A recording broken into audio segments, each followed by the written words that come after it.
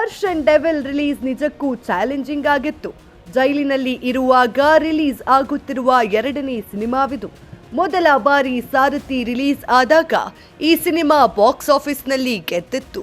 Mega block buster ಆಗಿತ್ತು. ದರ್ಶನ್ಗೆ ಮರು ಜನ್ಮ ನೀಡಿತ್ತು.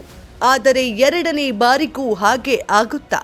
ಈ ಪ್ರಶ್ನೆಗೆ ಉತ್ತರ ಸಿಗುವುದಕ್ಕೆ ಇನ್ನು ಕೆಲವು ದಿನಗಳು ಹೋಗಬೇಕಾಗಿದೆ. ಡೆವಿಲ್ ರಿಲೀಸ್ ಆಗಿ ಇಂದಿಗೆ 5ನೇ ದಿನ. ಮೊದಲ ಸೋಮವಾರದ ಅಗ್ನಿ ಪರೀಕ್ಷೆಯನ್ನ ಗೆಲ್ಲಬೇಕಿದೆ.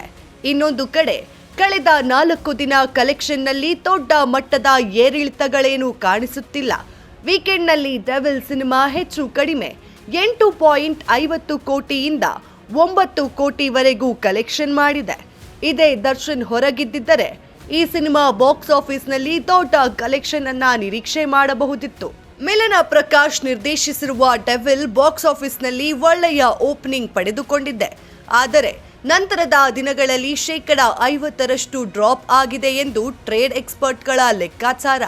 ಹಾಗಿದ್ದರೆ 4ನೇ ದಿನವಾದ ಭಾನುವಾರ ಈ ಸಿನಿಮಾ ಬಾಕ್ಸ್ ಆಫೀಸ್ನಲ್ಲಿ ಗಳಿಸಿದ್ದೆಷ್ಟು?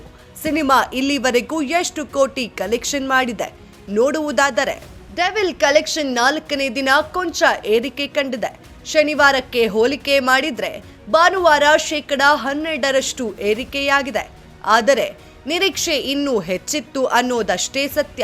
ಡೆವಿಲ್ 4ನೇ ದಿನ 4.25 ಕೋಟಿ ಕಲೆಕ್ಷನ್ ಮಾಡಿದೆ ಎನ್ನಲಾಗುತ್ತಿದೆ. ಇದು ಆರಂಭದ ಲೆಕ್ಕಾಚಾರ ಆಗಿದ್ದರೂ ಅಂತಿಮ ಅಂಕಿ ಅಂಶಗಳು ಹೆಚ್ಚೇನು ಏರಿಕೆ ಆಗುವ ಸಾಧ್ಯತೆ ಇಲ್ಲ.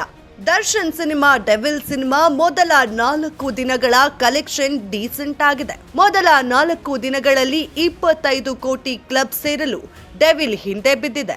ಒಟ್ಟಾರೆ 21.45 ಕೋಟಿ ಕಲೆಕ್ಷನ್ ಈಗ ಸದ್ಯ ಆಗಿರುವಂತಹ ಕಲೆಕ್ಷನ್ ಆಗಿದೆ.